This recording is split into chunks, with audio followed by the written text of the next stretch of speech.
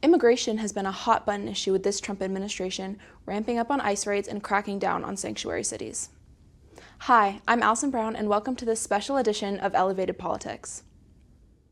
Elevated Politics and Buenos Dias Boone work together to speak with Sarah Donovan, a board member and social worker by training for the Immigrant Justice Coalition of Watauga County, to hear more about what the organization does for the immigrants in the High Country and to the response to federal immigration policy. My name is Sarah Donovan. I am a social worker by training, and I currently work as a member of the board of the Immigrant Justice Coalition here in Boone, North Carolina. For those who haven't heard of IJC, the Immigrant Justice Coalition is officially a 501c3 nonprofit here in Boone. However, it didn't start as a nonprofit. It started as a sort of subcommittee of the NAACP of Watauga County. So the NAACP had several sort of focus groups or committees, and one of them was focusing on immigration issues. And at that time, it was called the Immigrant Justice Committee of the NAACP. So it's always been IJC, but it was committee, and now we changed it to coalition. The organization officially incorporated a few years ago, and then about 2 years ago, the IJC officially became 501c3 nonprofit. I got involved initially. I was doing work here in Watauga County with immigration-affected families, many of whom were very newly arrived at that time. This was 15 to 20-ish years ago. And just seeing the serious dearth of services, just lack of interpretation and translation services, lack of culturally competent services. The community of immigrants was really kind of just getting established here in the mountains in the late 90s, early 2000s. A lot of people came here on H-2A visas, which are a type of visa specifically for agricultural workers. So a lot of folks came to this area initially to do work in the Christmas tree farm industry. Initially it was mostly men and some women, but mostly men who came on these H-2A visas, settled here for part of the year, because that's how an H-2A visa works. You come and you stay 9 to 10 months, and then you go home to your country of origin, renew your visa, and you do it all over again. But some people started putting down roots here and staying, bringing their families over or establishing families here. H-2A visa is a great tool for someone who would like to work in the U.S. It is a really important tool for our agricultural industry in this country, because a lot of our farmers are very reliant on H-2A laborers. They can't find the labor that they need here amongst our population, and they bring in people from other countries to do that work. And the H-2A visa allows that to happen. It doesn't necessarily pave the way for the American dream in terms of being able to get a green card and become a citizen in the long run. Generally speaking, when a person is coming on an H-2A visa, they're gonna just keep coming on that visa for multiple seasons. Some people have been coming on them for 20 plus years. Unfortunately, that's the reality of our immigration system, is that there are very, very few legal mechanisms for people to adjust their status and become green card holders and ultimately citizens. But there are a lot of people who come into our community different ways. Many people are undocumented. They don't have any kind of status, which complicates things quite a bit for their lives in terms of being able to find employment, being able to drive. You can't get a driver's license. In North Carolina before, I believe it was 2007 when they changed the law.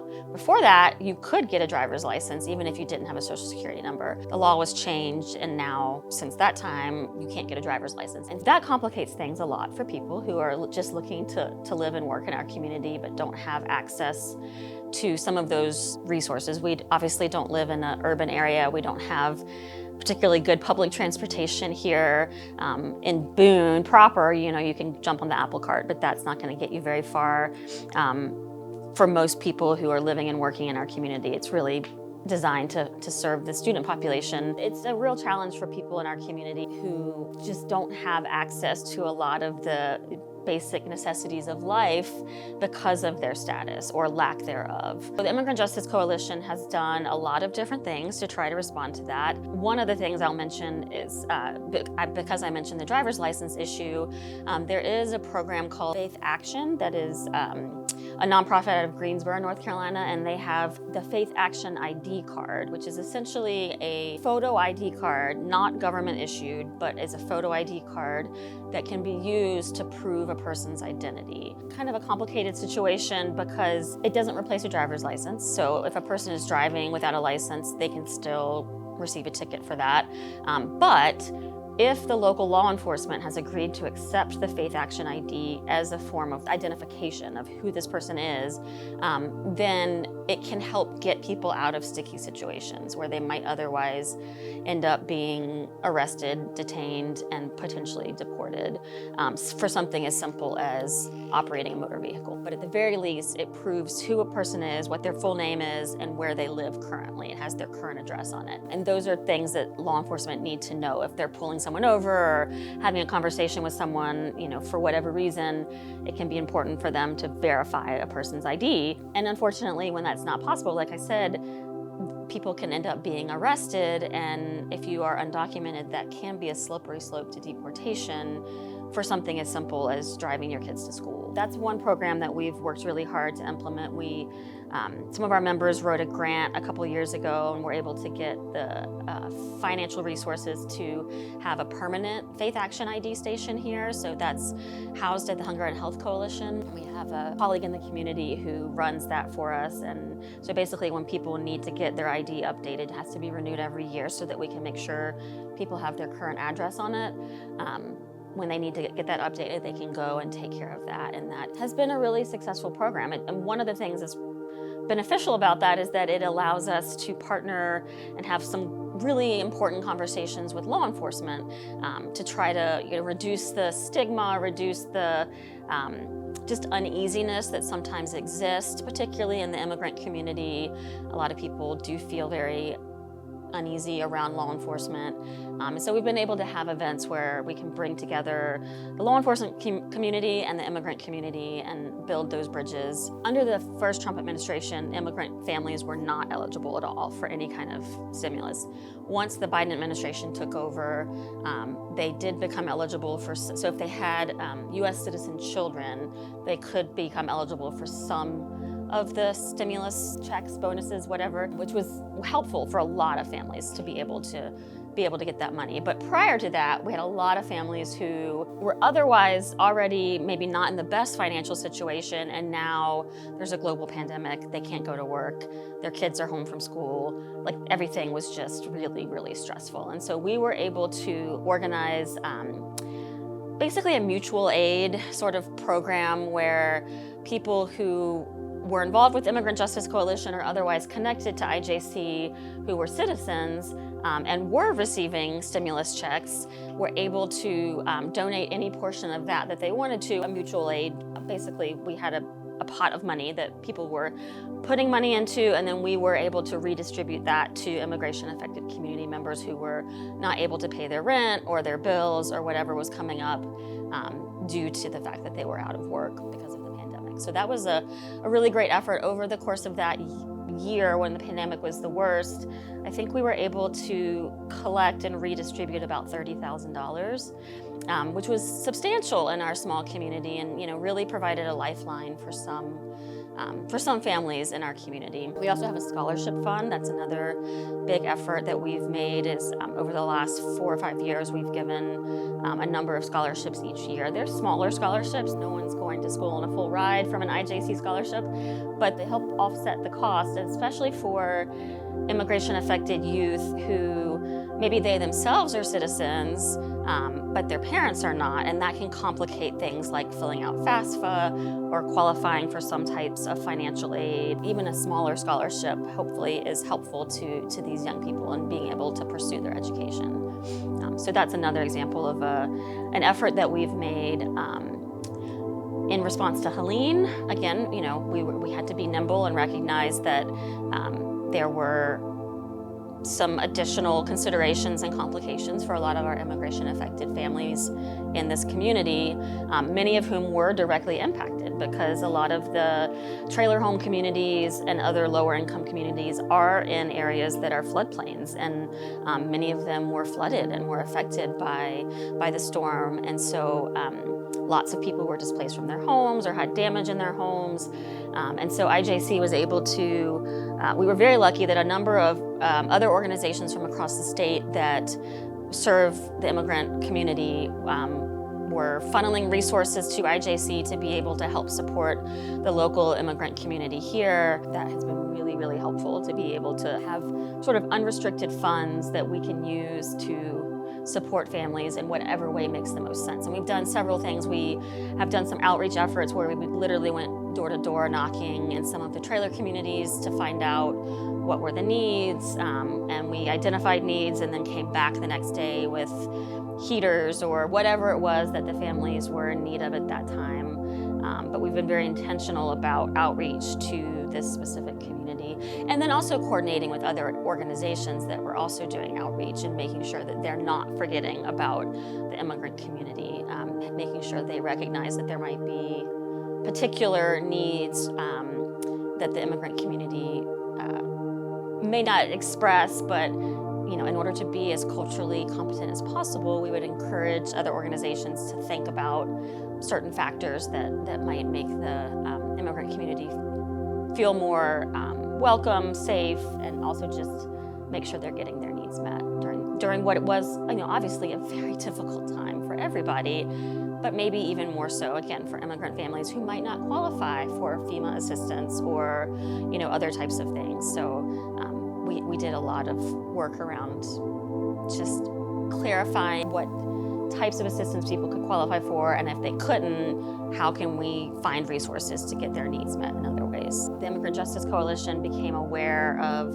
heightened fear and concern immediately after the election, but certainly after the actual inauguration occurred.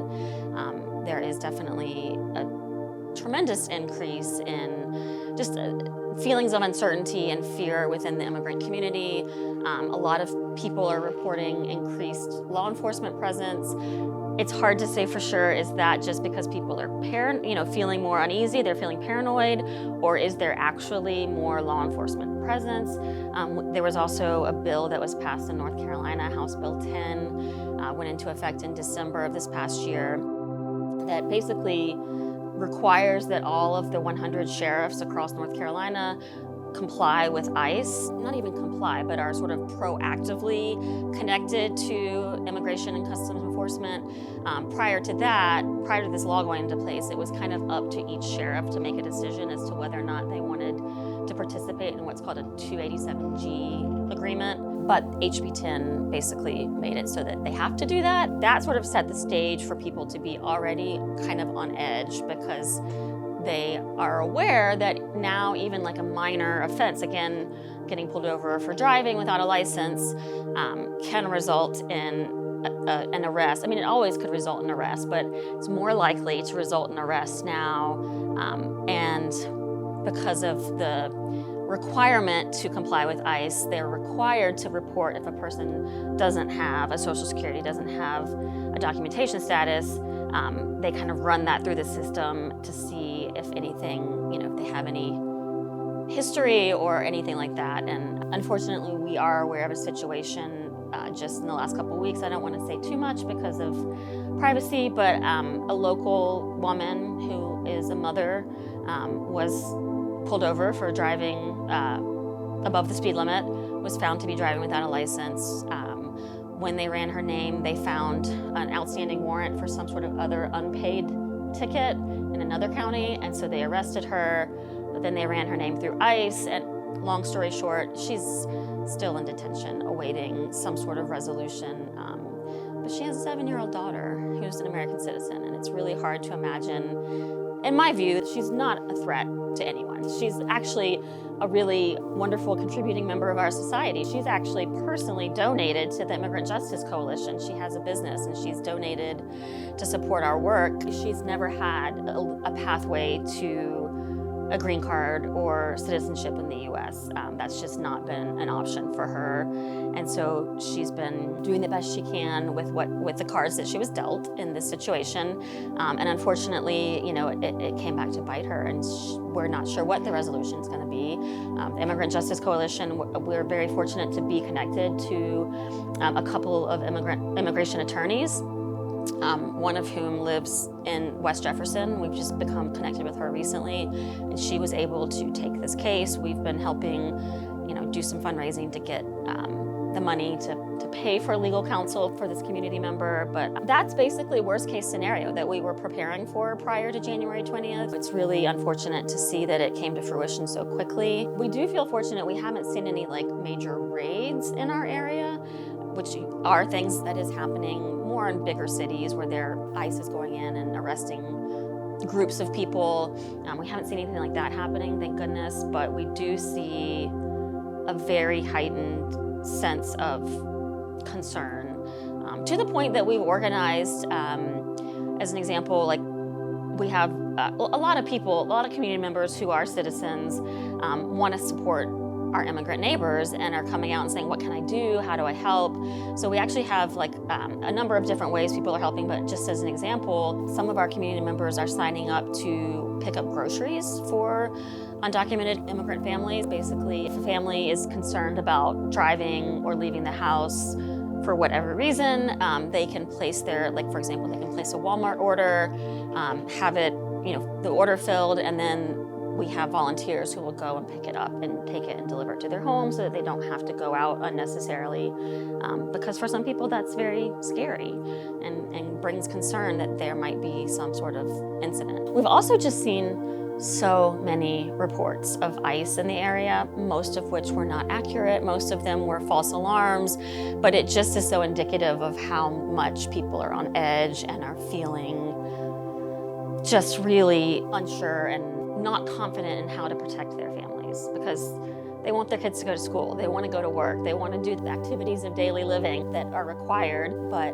some of those things put them in jeopardy, put them at risk, and they have to really kind of think twice about some of that. My experience working with the immigrant community here has been wonderful. My perspective is that our immigrant neighbors are people who come here to work and create a better life for themselves, but primarily for their families. The rhetoric particularly that's coming from the very top within our federal administration is just so off base, and it really is intended to just be fear-mongering and to divide and separate people by creating a false narrative. The reality is that immigrant community members are actually less likely than Native citizens to commit any kind of crime, to cause any kind of problems like that. The reality is that our immigrant neighbors contribute significantly to our economy. There have been a number of studies that have shown that. There was one specific here in North Carolina that showed that the overall contribution of immigrant community members is net positive, even when you take into account all of the things that people are they're spending our money on free lunch for the children or Medicaid or all the rhetoric that you hear. It's just not true. The amount of money that's being contributed to our economy, and particularly through taxes, is substantial. And our immigrant neighbors are really making a big difference.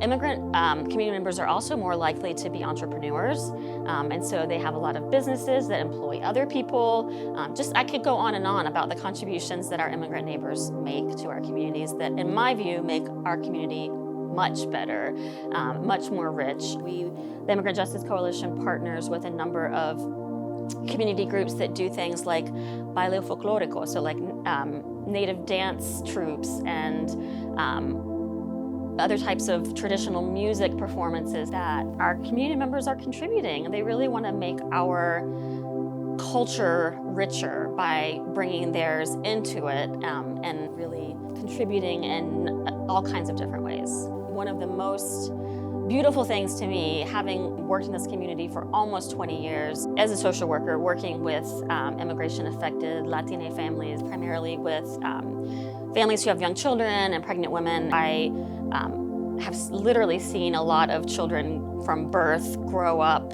and that's one of the beautiful things about being in a small community, is that you continue to maintain ties and you can see how they're doing. And some of those kiddos that I literally saw come into the world, because I used to interpret in labor and delivery, some of those kids are now in college, pursuing medical degrees and just all kinds of amazing things. And to be able to see it come full circle and see how their families have been able to not just survive here, but really thrive in our community, and just to see how much they're contributing, and then now to see how much their kids are going to be contributing. It's really very wonderful and fulfilling for me.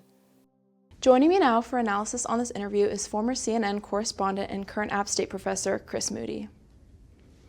Thank you for joining us today, Chris. Thanks for having me. Great to be here. So my first question is around visas. So H-2A visas allow people to come here to have temporary work for agriculture. So what do you think is kind of the future of that, and then immigrants working in agriculture with this current administration? Well, one of the big problems with the immigration process we have here in the United States is, frankly, you could argue there aren't enough of those temporary visas to be able to lawfully come into the country. And that is evident in the number of people who over the last many decades have decided to forego that process and just come in unlawfully, work, and send money back to their families. So, if anything, a package that reforms the immigration system should make it easier to receive a visa like that to do the work, because obviously the need is there. If we restrict those kinds of visas, look, the hard fact is, and this is something the Trump administration probably doesn't want to hear or acknowledge, if you restrict those visas, you are actually going to have more unlawful immigration coming into the country, because the incentives are going to bring them in, and they might decide that it is worth the risk. And this opens up so many issues and problems with immigration that we have right now. Including that even for those who do come in lawfully and then they return home lawfully, sometimes they stay and overstay those visas, and then sometimes they create families here in the United States where they might marry a citizen, or if they have children, they're born, they are a citizen here as well. And that creates a sticky problem if there's an administration who is really intent on doing deportations. Are you going to break up families? Are you going to send mothers away from their children? This is a very hard problem. Trump simplifies it on the campaign trail. We're going to deport, masses of people, but remember, that is people, that is humans, these people in your community, and if you do that, there's going to be pushback, as we've seen so far. So whether you're talking about lawful immigration through the temporary visas, which should be increased in any package, even if it includes border security, or unlawful immigration, it's not something that can easily be fixed. And then speaking on the issue of people who may be undocumented and then come here and have American children, President Trump, during his first administration, said undocumented people and families couldn't have access to stimulus packages. And then we saw things like COVID, where people were really, really struggling. Do you think he plans to continue that, and how would that look for people who have American children? Yeah, so you're talking about getting public funding for people who are in the country unlawfully, whether, during COVID people received checks of $1,400. Let's look at the politics of this. If a federal government sends checks from taxpayer money to people who are in the country unlawfully, that can be a political nightmare. You're think of the ad, illegal immigrants taking your money. Now, I'm not saying that's what it is, but that's how it's going to be framed.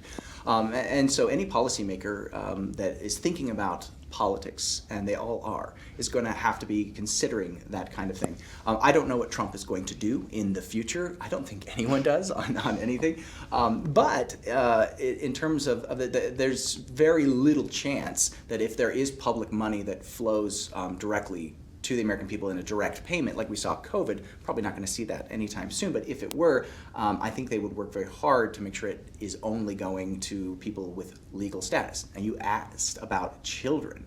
If you are born here, you are a citizen of the United States. You have all of the rights of an American. And so then, yes, even though people might play politics with that kind of messaging and say, you're giving it to families that are not here lawfully, it still is going to citizens. And I think people can make that argument that that's going to people who have a right to it, certainly. Yeah. So faith action ID cards can be used by local law enforcement if they comply with it to kind of as identification for undocumented people, because they are not allowed, they can't get a license.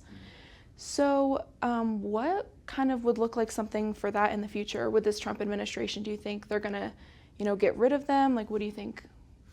It's a temporary solution that could hit a disastrous wall at some point. Yes, on a temporary place, in a local place, some of these unofficial ID cards could help facilitate communication between local law enforcement and people in the United States who do not have legal status. But eventually, especially as we're having federal agents come into local communities, if you flash one of those ID cards to a federal agent, absolutely not. Also, we are shifting to real ID, actually just like right now, this spring, making it very difficult to do any kind of transportation on airplanes or any kind of travel those ID cards are not real ID compliant, and the feds have said very clearly that they're not going to let you travel and do other things without those kind of real IDs. That line has been really starkly drawn.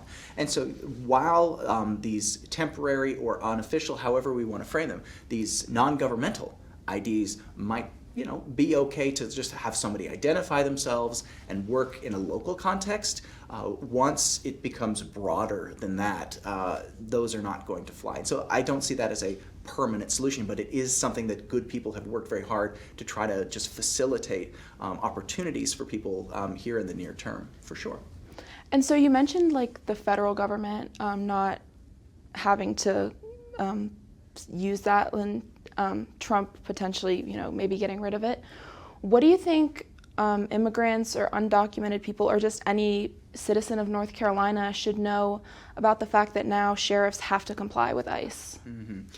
It's a different paradigm. Obviously, we had this election, and people, frankly, are scared, and it's difficult because on one hand you want the law to be followed, on the other hand you have real human beings that are here in these communities and working, and there's a tension that's there. And I imagine you're going to have less community buy-in. If you remember during Helene, if you have people that are here unlawfully and they have been living here and working here, and their house got flooded, or their house got flooded away, which happened to a number of people, how do they seek assistance? What happens to them? Do they have access to those public funds? The answer is largely no, and so it really behooves the local community to step up and support them privately if necessary.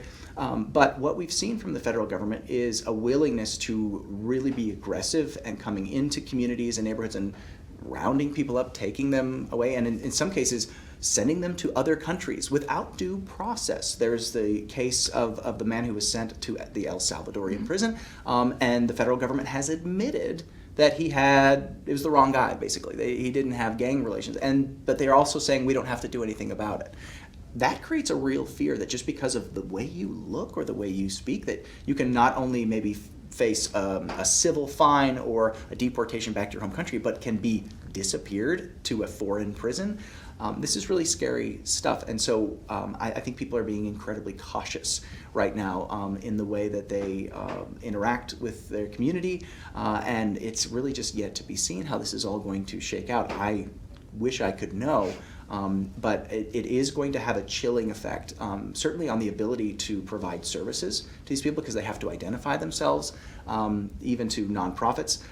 With an aggressive federal approach, people just might go deeper into the shadows. And then for my final question, President Trump, when he ran back in 2016, one of his issues was immigration, as it is today. And you covered the campaign trail back in 2016. What do you think just is different about his approach to immigration in his first term versus now? Well, he was less competent, I think, in the first administration. I don't mean competent, but he had less ability to execute his ambitions, let's just say. And he fumbled a few things that he now has learned how Washington works, and he can execute those whatever you want to call them, those policies that he wants to. A couple of policies that really blew back on him in the first administration, they had that horrific policy of separating children from their families at the border and then not even tracking the children properly, and there still being children that have either finally come back to their families years later or not at all. That is ongoing and unfolding. They knew that they overstepped there. Overstepped is a very gentle way to say it, my goodness. But now that doesn't mean they're softening anything. They're actually, in ways, just being more calculated and aggressive. And a little more fearless about what they're doing. They're not afraid to get the blowback from their opponents in ways that maybe they were before. But also he understands how the operations of Washington work a lot better than before. And I think that's why you're seeing more deportations, more confidence from the administration, and frankly, like more aggression that's occurred. And how it's going to shake out, we will see. But I think in his mind, he will see his second administration on this immigration issue more successful for his policies than he saw in the first.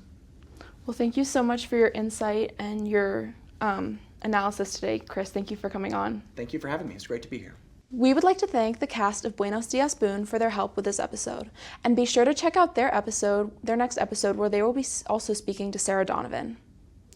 Buenos Dias Boone airs every other Wednesday at 4 p.m., and Elevated Politics airs every other Monday at 5:30 p.m. on App TV.